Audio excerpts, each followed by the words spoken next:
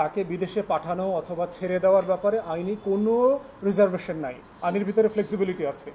আমার কাছে বরাবরই মনে হয়েছে যে বিএনপির দুর্দান্ত একটা মৃত্যুকে আলিঙ্গন করে একটা আন্দোলন করবার ক্ষেত্রে সবচেয়ে বড় বাধা যেটা বিএনপির নেতৃবৃন্দ দেখছেন সেটা হচ্ছে বেগম খালেদা জিয়াকে দেশে রাখা।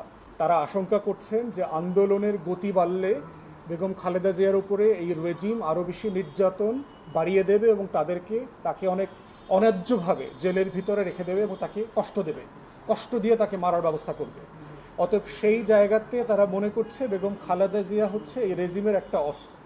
তাকে যতদিন পর্যন্ত হাতের মুঠোয় রাখা যাবে ততদিন পর্যন্ত বিএনপির আন্দোলন সংগ্রামের গতি থেকে নিয়ন্ত্রণ করা যাবে বলে এই রেজিমের নেতৃবৃন্দ মনে করে।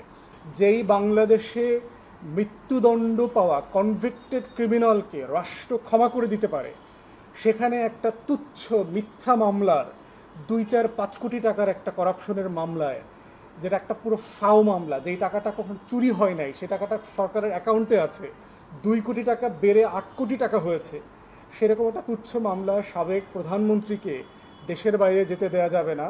এটা কোনোভাবেই আইনসঙ্গত কোনো বুদ্ধিমত্তা আছে, ন্যূনতম কমন সেন্স আছে এমন মানুষের জন্য কনভিন্সিং আর্গুমেন্ট না।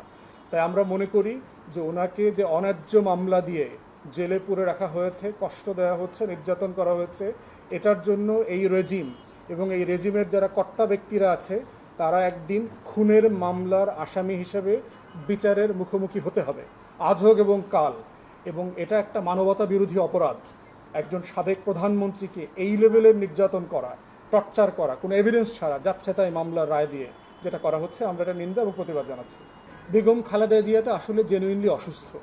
নীতিগতভাবে আমার পজিশন হচ্ছে আমি বাংলাদেশের কোনো জনপ্রতিনিধির দেশের বাইরে চিকিৎসা, শিক্ষা, বেসিক শিক্ষা নেবার পক্ষে না, ইন্টারমিডিয়েট লেভেল পর্যন্ত ন্যূনতম। যে বাংলাদেশের প্রত্যেক জনপ্রতিনিধি তার ছেলেমেয়েদেরকে বাংলা মিডিয়ামে পড়াতে হবে, বাংলাদেশের সরকারি হাসপাতালে ট্রিটমেন্ট নিতে হবে এবং বাংলাদেশের ভিতরেই তার সেবা নিতে হবে।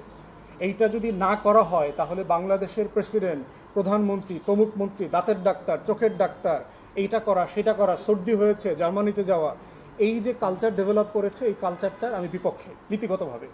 কিন্তু ব্যক্তি নাগরিক হিসাবে যে কারো অধিকার আছে তিনি কোথায় যাবেন, কোথায় সফর করবেন, কারণ উনি এখন জনপ্রতিনিধি না, উনি একজন প্রাইভেট সিটিজেন। এখন তো প্রাইভেট সিটিজেন হিসাবে উনি কোন দেশে যাবেন, কোথায় ট্রিটমেন্ট নেবেন, বিদেশে ঘুরতে যাবেন কিনা সেটা তার নিজস্ব এখতিয়ারের ব্যাপার।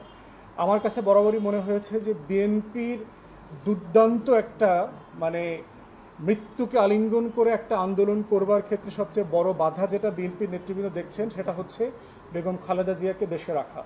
তারা আশঙ্কা করছেন যে আন্দোলনের গতি বাড়লে বেগম খালেদা জিয়ার উপরে এই রেজিম আরও বেশি নির্যাতন বাড়িয়ে দেবে এবং তাকে অনেক অন্যায্যভাবে জেলের ভিতরে রেখে দেবে এবং তাকে কষ্ট দেবে।